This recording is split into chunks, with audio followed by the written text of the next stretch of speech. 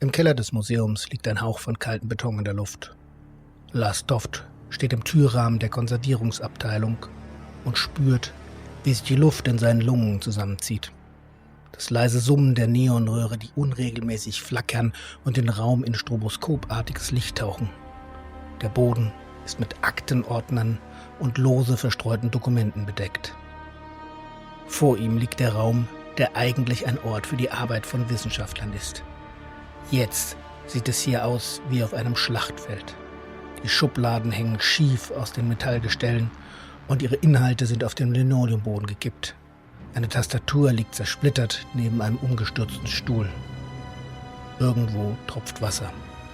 Vielleicht von den Sprinklern oben, vielleicht von etwas anderem.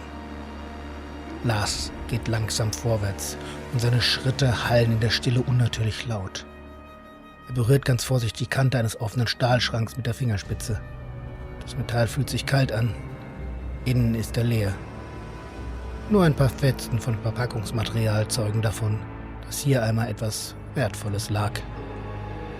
Lars dreht sich langsam im Kreis. In der Ecke entdeckt er einen weiteren Schrank. Die Tür steht offen, die Halterungen darin sind leer. Hinter ihm ist ein Geräusch zu hören, ein leises Quietschen von Schuhsohlen auf glattem Boden. Er weiß in diesem Moment, bevor er sich überhaupt umdreht, dass die ganze Geschichte oben nur der Anfang war.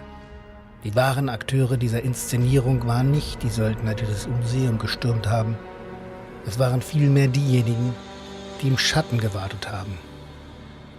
Und jetzt steht einer von ihnen hinter ihm.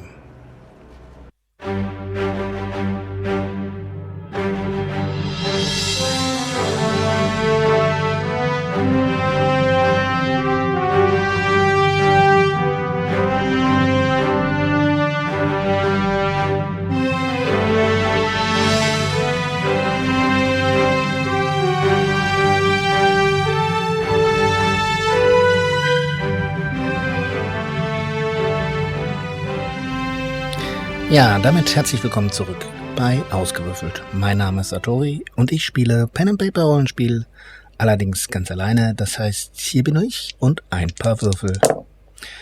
Und heute gehen wir wieder zurück zu den Adventure Tales, wo wir unseren Protagonisten Lars Toft zuletzt im Museum zurückgelassen haben, wo er einen Angriff von irgendwelchen Söldnern miterleben wollte, die irgendetwas aus dem Museum wohl ziemlich gewalttätig klauen wollten. Was das genau ist, wissen wir nicht. Wir gucken aber mal. Der Chaos-Faktor, ich würde wir hatten so weitestgehend, nicht so wirklich. Ich würde ihn um 1 erhöhen, also auf 6. Dann Charaktere, da haben wir David Austen, der ist ja mit dabei. Die Studenten, die sitzen ja auch irgendwo rum. Den Bösewicht, den wir nicht kennen. Und die Söldner. Genau. Handlungsstränge, Museumsexkursion.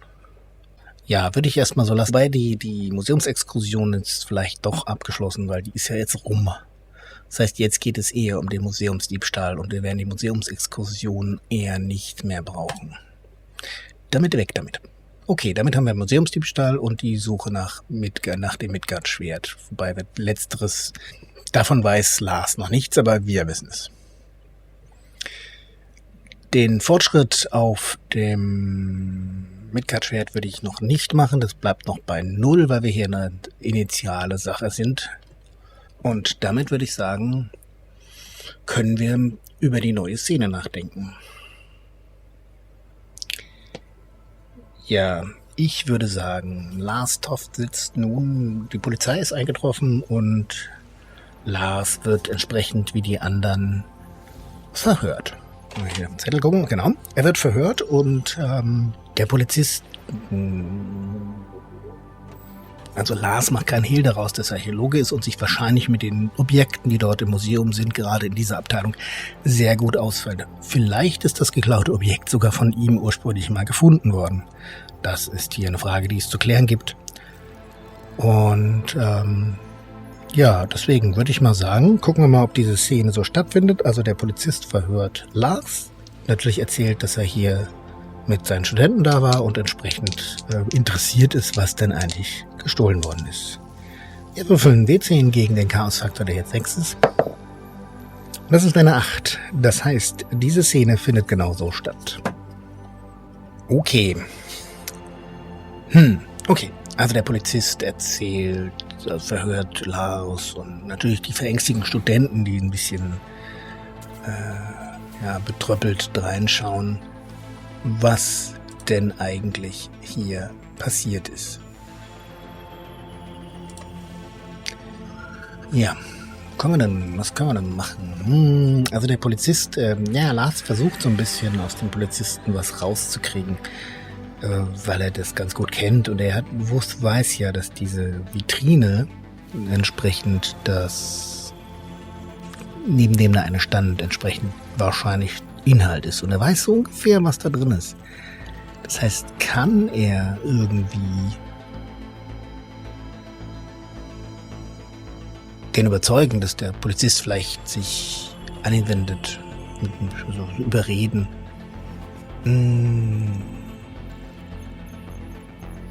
Auftreten und Rhetorik, ne? Ja. Auftreten und Rhetorik.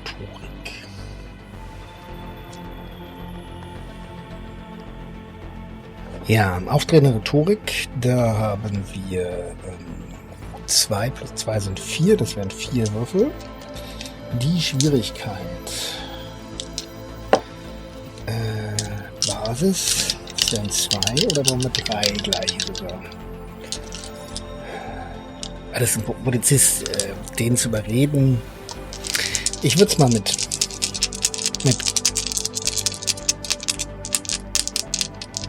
ja, wobei, machen wir Basiserfolg. Oder? Ja, Basis, ich mach Basiserfolg. Hui. Okay. Das sind tatsächlich 3, 2, eine 2, eine 2, eine 2 und eine 3. Das heißt, wir haben einen kritischen Erfolg. Ja.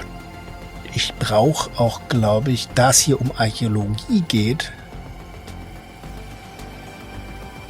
dürfte ich jetzt den Dreier hier auch nochmal neu würfeln. Na, ist eine 5. Okay, das bringt nichts. Aber 3 Erfolge, das bedeutet, wir würden sogar ein Glück bekommen. Ja, der Polizist scheint sehr offen zu sein, weil er offensichtlich selber keine Ahnung von Archäologie hat. Und, Herr Toff, Sie kennen sich also hier aus. Ja, Mr. Smith, Peter Smith, Inspector Peter Smith. Okay, ja, einige der Stücke habe ich sogar selbst gefunden. Man muss ja ein bisschen drauf hauen, ne? Aber sehr rhetorisch überzeugt. Herr Toft, okay. Dann werde ich Ihnen das mal... Also, es sieht so aus, als hätten das die Einbrecher auf 2 Vitrinen abgesehen. Und Lars ist ein bisschen überrascht. Und weil Lars war nur eine Vitrine bekannt. Die Frage ist jetzt, das werde ich jetzt mal einem Orakel stellen. Chaosfaktor ist... wie wir genau wissen, natürlich 6. Und ist das ein Bluff von dem Polizisten oder sind wirklich 2 Vitrinen in Mitleidenschaft gezogen? Ja, ist schon wahrscheinlich, dass die es nicht auch eine, weil einige kamen ja aus dem Nebengang. 97. Das ist definitiv ein Bluff von den Polizisten. 2 Vitrinen? Ja, Mr. Toft, 2. Das heißt, sie war noch in einem anderen Raum. Wieso? Naja, ich habe Ihnen doch erzählt, dass wir mit meinen Studenten, dass ich in der Ausstellung war. Und wir waren gerade dabei, ich war gerade dabei, zu erzählen zu wollen, was es denn Besonderes zu sehen gibt. Und dann kamen diese Söldner rein und die haben sich direkt auf eine dieser Vitrinen gestürzt.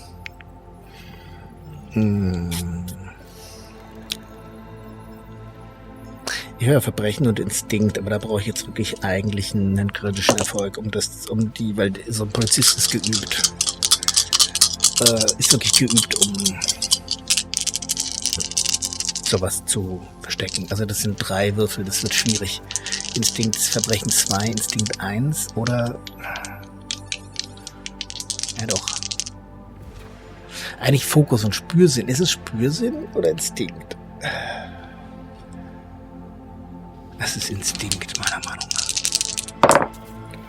Ja, das war ein Satz mit X. Das war wohl nix. 1, 2 und 4. Und... Nee. Also ich kann die Lüge vom Polizisten nicht durchschauen. Also für mich sind es jetzt, für Lars sind es jetzt definitiv 2 Vitrinen. Ja, Toft. Hauptsächlich tatsächlich diese eine Vitrine. Sie wurde komplett ausgeräumt. Wissen Sie, was darin war? Wissen wir das? Das ist eine gute Frage. Was war denn da drin? Lass uns mal das gute Orakel fragen, was hier drin war. Die Skriptoren. Gucken wir mal. Das sind 2. Aggressiv. Okay. Und eine 62. Gewaltig. Ein gewaltig aggressives Etwas. Ich meine mal auf dem Objekttabelle, vielleicht ist das besser. Gewaltig und aggressiv. Objekt 23. Entzückend. Ja, es wird ja immer entzückender.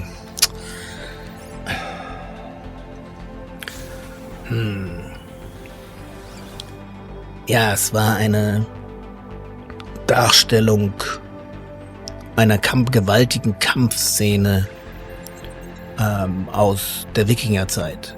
Sehr gut erhalten, wirklich entzückend toll. Sehr selten ist sowas. Weil normalerweise finden wir gerade solche auf Rinde oder Stoff gemalten Dinge gar nicht mehr, weil sie in der Erde schlichtweg sich zersetzen über die lange Zeit. In dem Fall haben wir es in einem luftdicht abgeschlossenen Raum damals gefunden. Ah, Sie waren dabei. Ja, das war bei der Bergung der Arlesund-Schiffe. Und dadurch, dass sie im dicken Schlamm gelegen haben und dann auch noch in einem Gefäß versiegelt, konnte diese Zeichnung entsprechend überleben. Sie ist sehr wertvoll. Und deswegen frage ich jetzt mal der Orakel, das halte ich für nahezu sicher, handelt es sich nämlich bei dem, was dort ausgestellt war, nicht um das Original. Stimmt das? War dies eine Kopie? 55. Ja, dies war eine Kopie und dies ist ein Pasch unterhalb des Chaosfaktors. Das heißt, wir werden jetzt gleich eine Unterbrechungsszene spielen. Aber erstmal, deswegen war diese ausgestellte Pergament, wie nennt man das? Dieses ausgestellte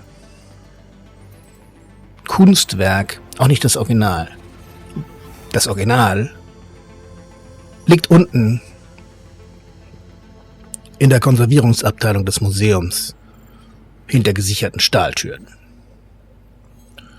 Und Ereignisfokus. Was passiert denn? Die 27. Eine NSC-Aktion. Mit welchem NSC haben wir es denn zu tun? Wo ist denn mein... Ach, D10 reicht ja auch schon aus. Das ist eine 3. Die Studenten des ersten Semesters. Okay. Aktionsbedeutung, was passiert? 5. Hinterhalt. Okay. Was würfel ich denn? 2? Widrigkeiten. Hinterhalt und Widrigkeiten.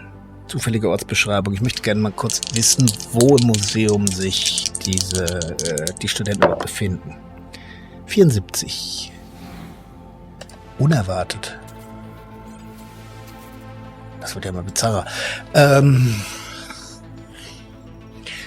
Ja, die Studenten warten in einem Raum sie warten im Foyer und sitzen da auf voll kleinen Holzbänken, die da im Foyer stehen, eigentlich nur, wenn Leute irgendwelche ihre Sachen an die Garderobe hängen, um zu warten oder wenn zu viel los ist, bis die Kasse Platz hat. Also so kleinere Bänke, wo man sich hinsetzen kann. Und in dem Moment, wo Lars gerade darüber erzählt, die sind im Nebenraum, wo der Polizist sie verhört, schrillt die Alarmanlage los.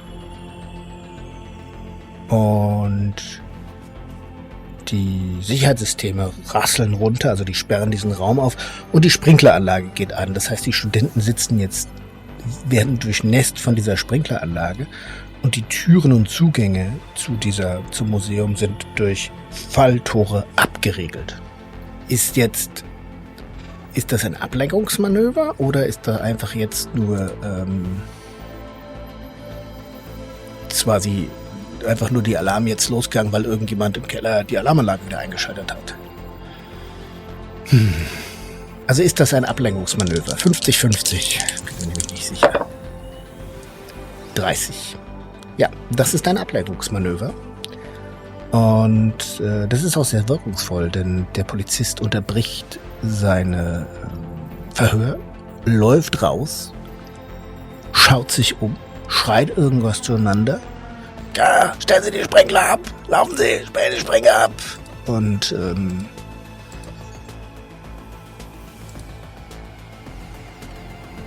Lars steht da und weiß erst nicht, was er davon halten soll. Und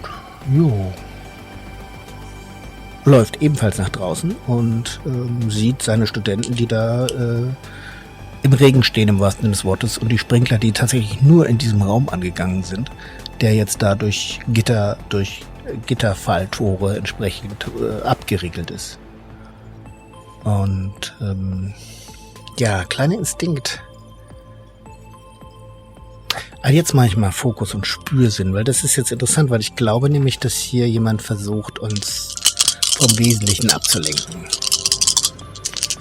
Also bemerke ich hier irgendwas.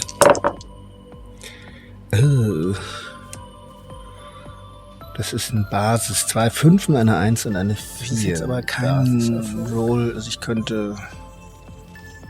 Das ist auch kein Reaktionswurf. Also ich müsste mit dem Basiserfolg leben.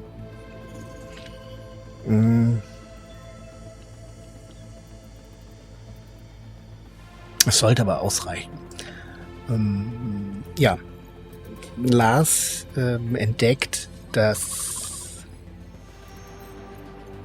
hier wahrscheinlich etwas verdeckt wird und er realisiert es relativ schnell und erinnert sich, was er gesagt hat. Tresor, Stahltüren im Keller des Museums. Und deswegen läuft er runter in den Keller. Und sind dort die Söldner, die da gerade versuchen, die Stahlkammern auszuräumen. Das halte ich für sehr wahrscheinlich. Das ist ja 99. Nein, hier drunten ist wirklich niemand. Hier sind auch nicht die Söldner, hier ist einfach nur Stille. Und hier ist nichts, überhaupt nichts. Es ist still, totenstill. Und Lars läuft weiter und geht tatsächlich mal in die Abteilung und findet alles verlassen vor. Selbst die Türen zur Abteilung stehen offen, er geht rein. Es ist niemand da. Überhaupt niemand. Hier sollten normalerweise Leute arbeiten um diese Zeit.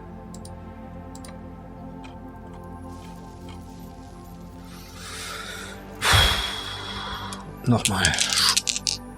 Spürsinn. Oder macht das Sinn, Fokus und Spürsinn? Das sind 4 Würfe. Oder Verbrechen und Heimlichkeit? Nee, Spürsinn. Basiserfolg. Okay, das ist der 2-3. Das reicht für einen Basiserfolg.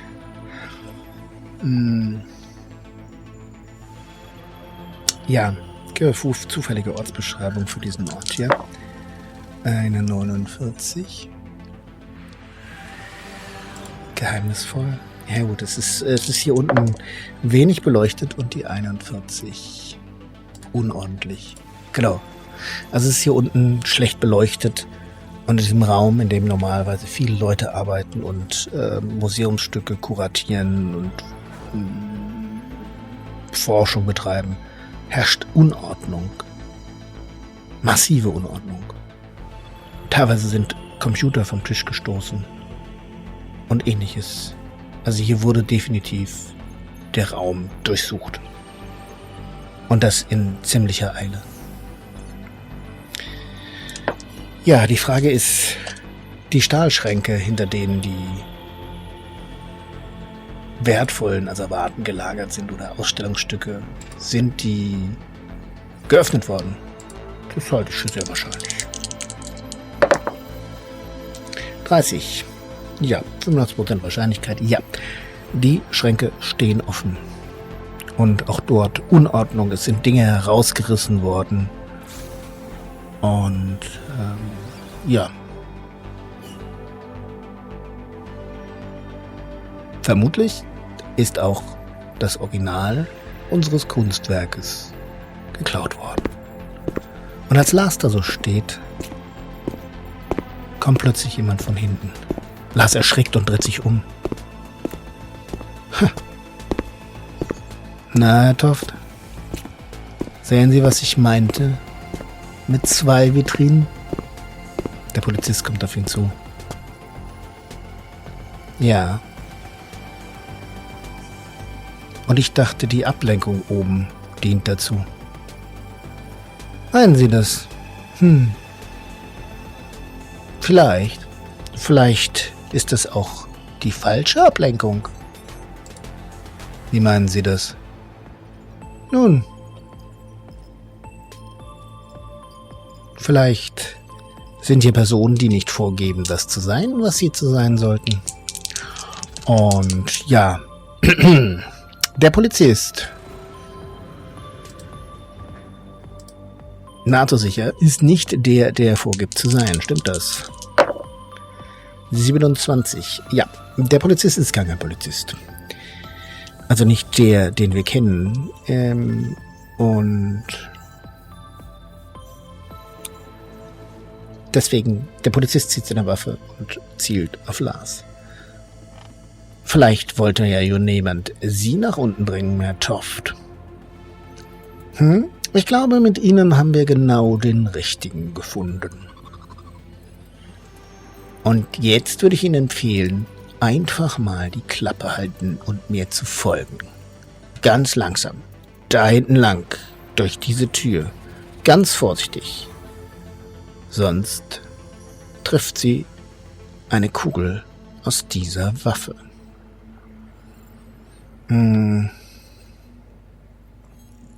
Ich überlege, ob ich mit Kraft und Stunt versuchen kann, ihm die Waffe aus der Hand zu schlagen. Das wären 5.